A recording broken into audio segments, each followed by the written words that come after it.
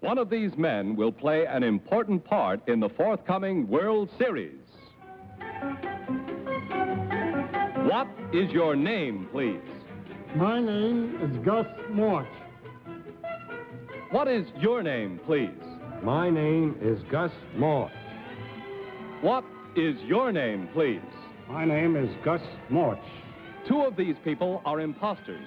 Only one is the real Gus March, and is the only one sworn to tell the truth. And now, here is our host, Bud Collyer.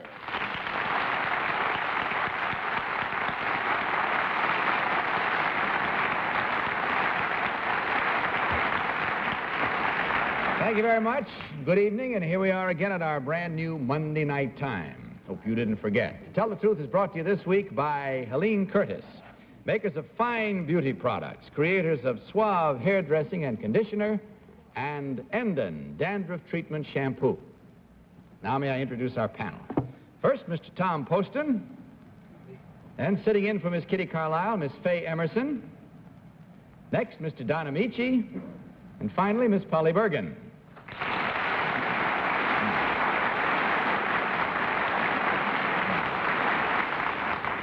Faye, to say that we're delighted to have you with us is putting it mildly. Thank you, Bud. It's nice to be here, and I hope Kitty's feeling better next week. Well, you were real swell to do it. Faye jumped in at the last minute when Kitty Carlisle came down with the flu bug, but she will be back with us next week, we're trusting.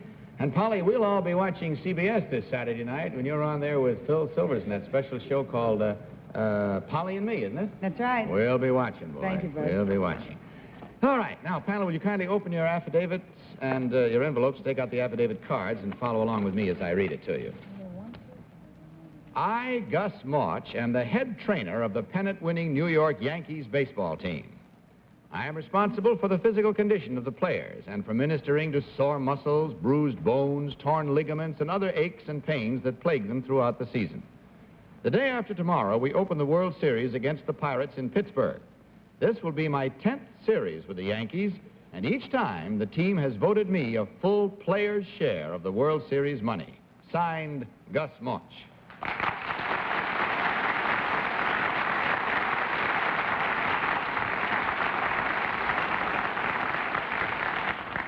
Three gentlemen to start us off tonight, panel, as you can plainly see, and you heard each one claim to be Gus March, trainer of the New York Yankees. Let's begin this first round of questioning tonight with Tom Poston. Tom? Oh, thank you, Bud.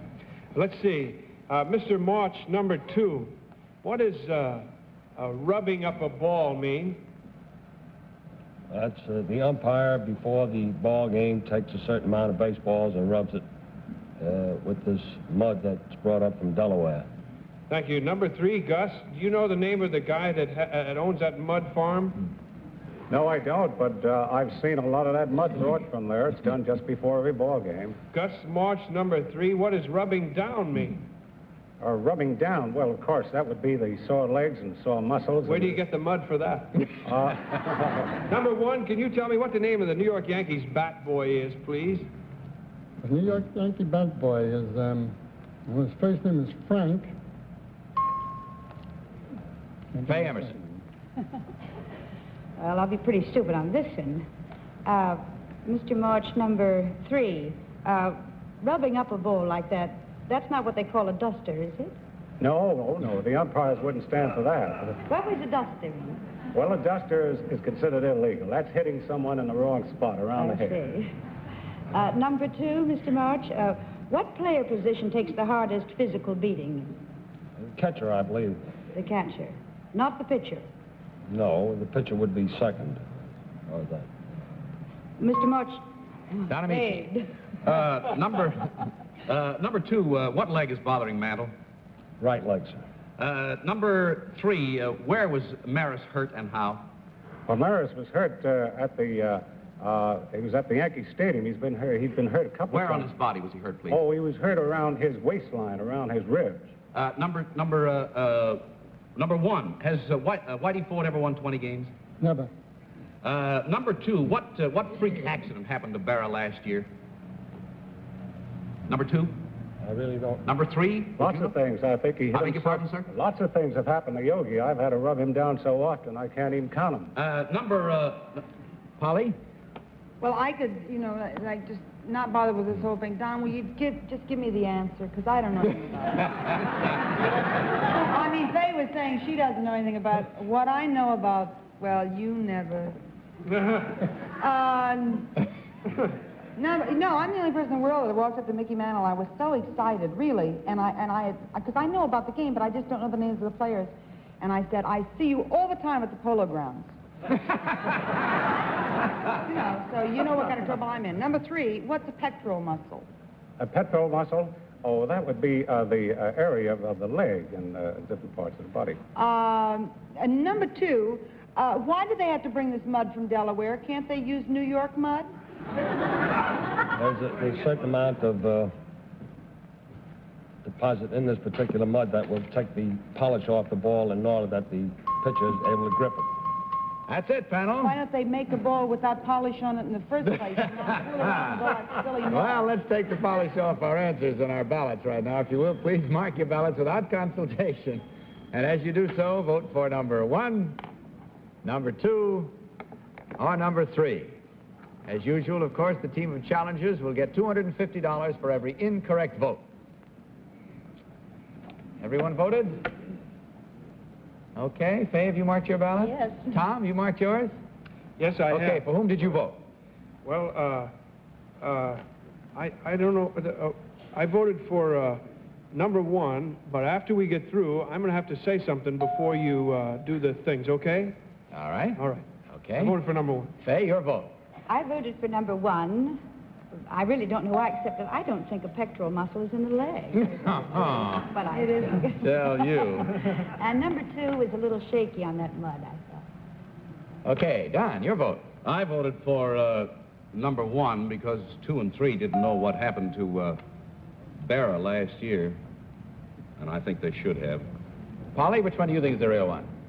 Well, Guess though it may be. I voted for number 1, which is unusual because everybody else voted for number 1. And I usually go out of my way to pick the wrong one, but as Faye said, the pectoral muscle is not certainly in the leg. And again, number 2 and 3 didn't seem to know quite as... Well, of course, number 1, we didn't ask very much, but number 2 and 3, they didn't... I'm not sure, but I think it's 1. Boy, I'm telling you, if pectoral muscles are on the legs, an awful lot of people have been walking on their hands for years. No, they aren't. Yes, Don. I said that now. I wouldn't be surprised that maybe I ought to disqualify myself. Oh? This is a little bit late, but it seems to me, and the only reason that I've continued is that I'm not positive of it. It seems to me that I've seen Mr. Mauche, is that the way you pronounce it? Mr. March on television, you know, when he runs out to the players, and it seems to me that the man looks like him, but I'm not absolutely certain. Well, it's up to you. You want to disqualify yourself? I think, well, I really think it'd be a nice... You feel better. Okay, you've disqualified yourself. We'll count that as 1 vote. I would like to say, the reason I didn't want to say this before was because I thought it was number 1, but number 3 looks vaguely familiar to me. You fellas talk among yourselves over here. We have this time. Number 3 looks familiar to me. Now, I don't know where I know him from, and it could be because he's really Gus March. I don't know, but he looks familiar to me, and I didn't think he was the right one. I didn't want to say it before because that might throw somebody else off. Well, that's number 3. It's nothing to do with you voting for number 1, so you don't have to disqualify your vote. One disqualified. I never saw any of these in my whole life. Not even the real one I never saw. And any mistakes that I make will be my own fault. Oh, dear. Ladies and gentlemen, welcome to This Is Your Life. All right, now, let's see what we have here by way of... I did know I wouldn't tell because I don't get very many answers. Let's find out, shall we, and settle the whole thing. Will the real Gus March, trainer of the New York Yankees, please stand up?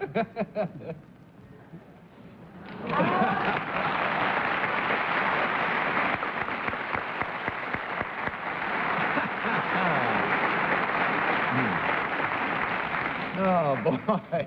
Number 2, would you tell us your real name and what you really do, please? I'm Cy Glein, and I operate several parking lots here in New York City.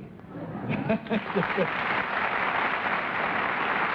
finally, number 3, would you tell us your real name and what you really do? Bud, my name is Irving Jaffe, and I'm the winter sports director at Grossinger, and I taught Miss Polly Bergen to ice skate.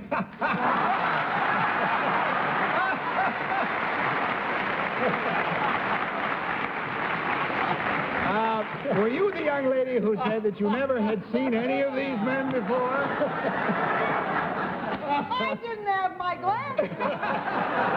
Ladies and gentlemen, one Irving, thing... how are One thing I do want to tell you, some of you may not know it, but Mr. Irving Jaffe won 3 Olympic medals for the United States in speed skating, and that's a record that'll stand for a long time.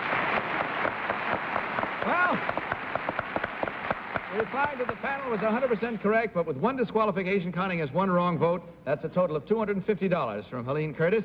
And, of course, on your way out, a gift box of fine beauty products from Helene Curtis for your ladies. Gentlemen, thank you very much. Good luck in the series. Good night. Now, panel, let's meet our next team of challengers.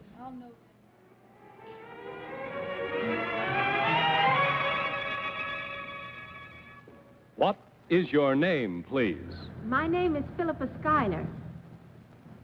What is your name, please? My name is Philippa Schuyler. What is your name, please? My name is Philippa Schuyler. Again, follow along, panel, if you will, with your affidavit cards. I, Philippa Skylar, am a concert pianist. I played my first concert when I was 5 years old, and since then I have played in 64 countries throughout the world, and have played for Dr. Albert Schweitzer, Emperor Haile Selassie, the Dowager Queen Elizabeth of Belgium, and many others, both famous and royal. In June of this year, I was playing at the opening day ceremonies of the new Congo Republic when the rebellion started. I was forced to flee. Since then, I have made another trip to the Congo as a news correspondent for United Press Features.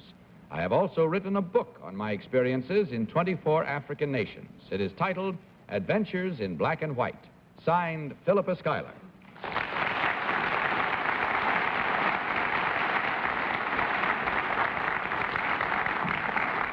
Three ladies this time, panel. You heard them all claim to be Philippa Schuyler, concert pianist, correspondent.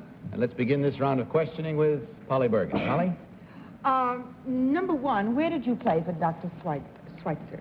At his hospital in French Equatorial Africa at Lamborghini. Number two, did you play at the same place? Of course. Number three, what is your specialty as far as piano is concerned? Is there any particular composer you... I prefer Beethoven. Beethoven. Yes. Number one, what was the date of the rebellion in the Congo?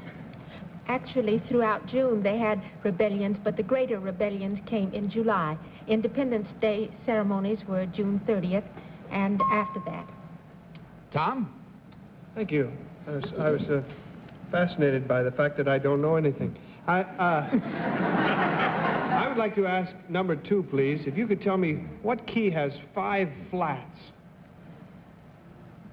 If I'm not mistaken, it's the key of B flat. Thank you. Number three, could you tell me what river runs into the Congo, into the country called the Congo? It's the Congo River. But I wonder if you could tell me what Beethoven's Eroica is called.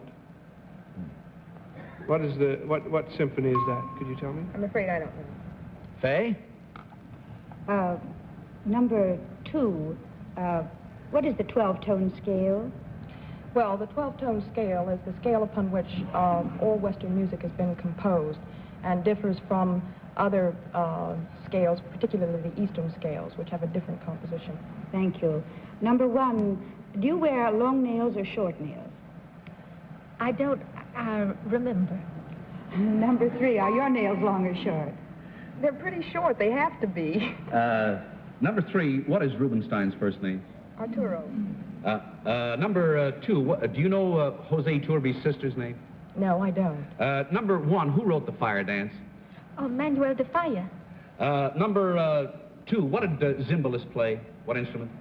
He played the violin. Number three, who is the world's foremost cellist? Pablo Casals. Number one... That's it, I'm afraid. And to clear something up, I'm not sure, but I don't think you understood that or heard that question. Did you about the nails? I don't remember whether my nails are long or short. Oh, you really meant that? All right, let's leave it at that then. Okay, it sounded to me like maybe because I could hardly hear it, and I was just trying to clear something up. There might have been a misunderstanding. There we are. Will you mark your ballots, please? And without any consultation, will you mark them for number one, number two, or number three?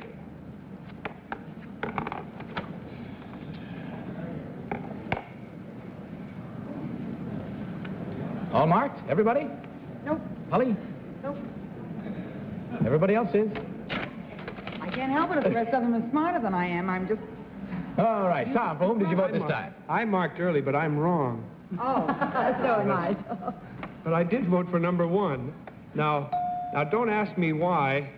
In view of the fact that she said she didn't remember if her nails are long or short, I still voted for number 1. But I did. Faye? I voted for number 1, too. Because she said she didn't remember exactly why. Don? Well, strangely enough, I also voted for number 1, mainly because she knew who wrote the fire dance, and I guess maybe that's a bad reason, but... Holly?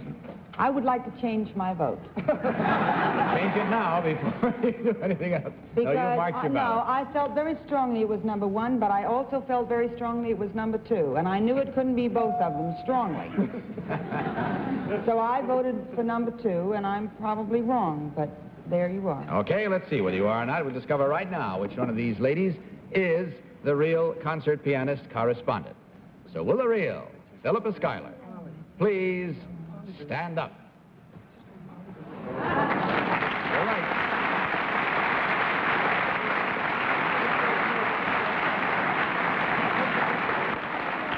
So, number 2, would you tell us your real name and what you really do? Yes, I'm Janice Porter, and I'm associated with the National Scholarship Service and Fund for Negro Students here in New York. Thank you. And number 3, your real name and what you really do, please. My name is Alfreda Diggs. I work in television. I'm Gary Moore's assistant. Now she recognizes you. All right. In checking the score, we find 1 incorrect vote at $250. And, of course, a gift package of those fine beauty products made by Helene Curtis. Ladies, I hope you enjoyed your visit to us. We enjoyed having you. Good night and good luck. Now, panel, let's meet our 3rd team of challengers.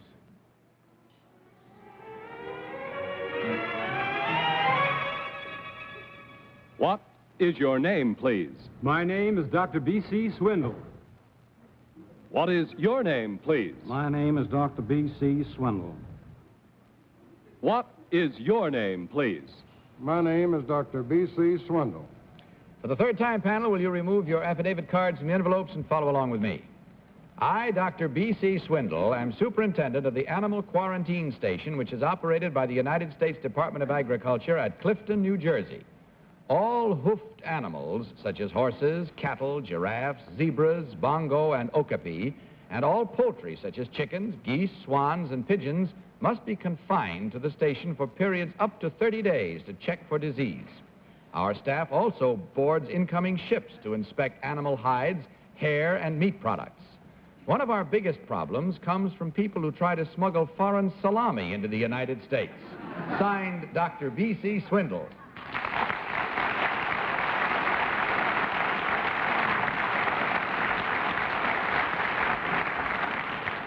We have here 3 Dr. B.C. Swindle panel, each one claiming to be that at least, head of the Animal Quarantine Station. Let's begin this round with Don Ameche. Don? Number 2, what is butazolidine used for in horses? As a medicine. Number 3, could you be a little more specific?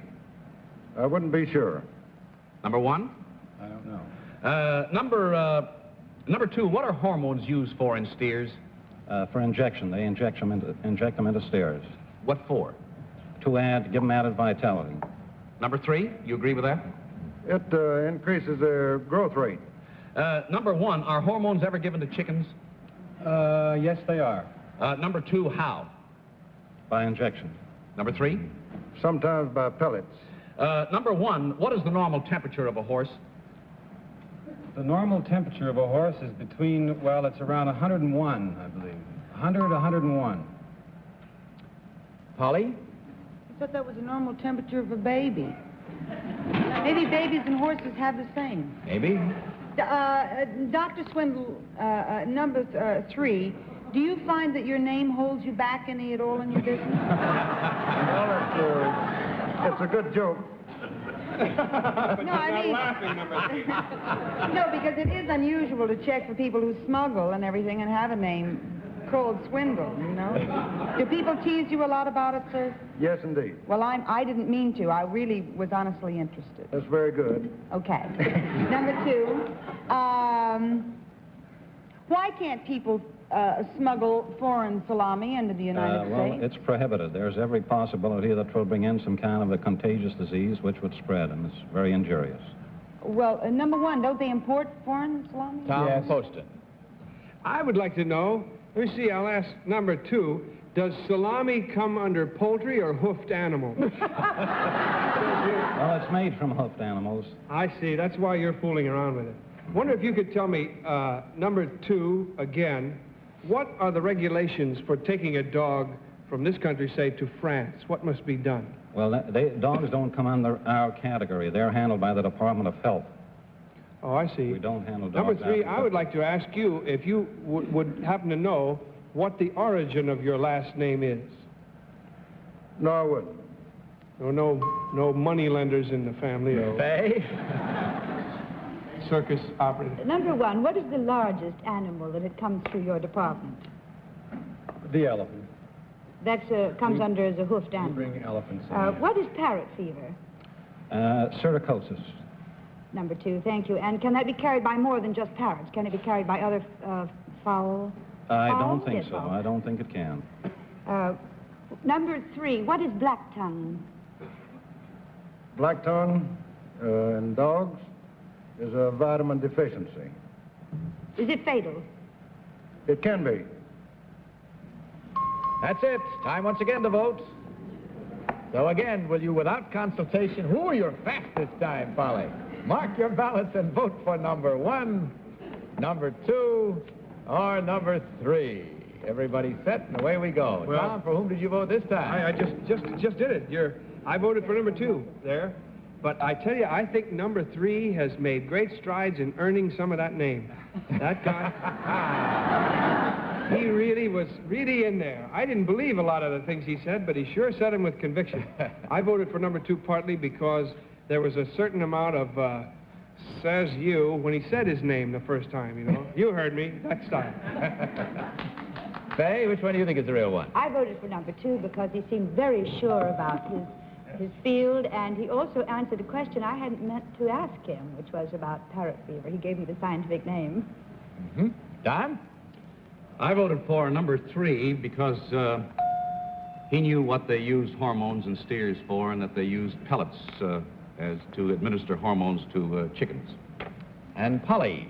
I go along with Don. I felt that number 3 gave a little better answers than the other 2, and I'm so glad you voted. I thought I was going to be the only one wrong again. No, we may all be. Look at number 1. Well, right. You think we're all going to be wrong? Let's see, shall we? And we find out for the good people at home, too, because if you're voting along with us, as we hope you are each week, let's check for you, too, and find out which one of these gentlemen is the real head of the animal quarantine station. So will the real Dr. B.C. Swindle please stand up? Look at the grin. You know It is going to be. Look at him.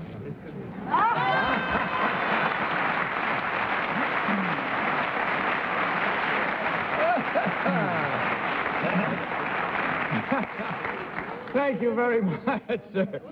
So he who swindles last swindles best, doesn't he? Number 1, would you tell us your real name and what you really do? My name is John Miller, and I design and style carpets for Polly Bergen's brother-in-law, Edward Fields. You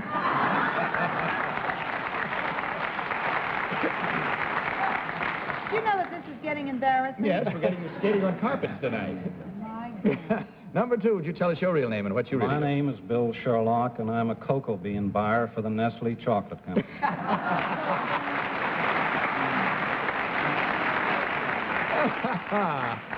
Well, there we have it, and we have the greatest division yet tonight. We have 2 incorrect at $250 each, for a total of $500 from Helene Curtis, and of course, a gift package of fine beauty products from Helene Curtis for your ladies, gentlemen. Hope you enjoyed your visit. It was fun having you. Good night, and good luck to you. Thank you. Well, that's all the time we have for tonight, except I want to remind you not to forget that we'll be at this stand from now on, Monday nights at 7:30. So if you caught us tonight, you'll catch us again next week and spread the good word. Faye, thank you so much for being with us. It was a real treat. Come back soon. Thank you. I loved it. I was scared. You didn't act it. I was. I guess that's about it, panel. So good night to you all. Good night, Bud. This is Bud Collier saying good night from Helene Curtis and reminding you to tell the truth. Good night, everyone.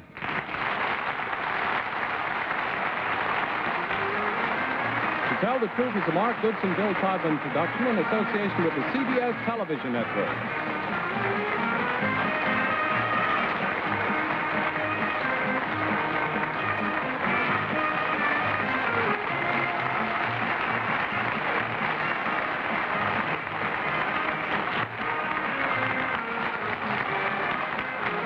Tell the Truth has been brought to you by Helene Curtis, makers of fine beauty products, creators of Endon Dandruff Treatment Shampoo and Suave Hairdressing and Conditioner.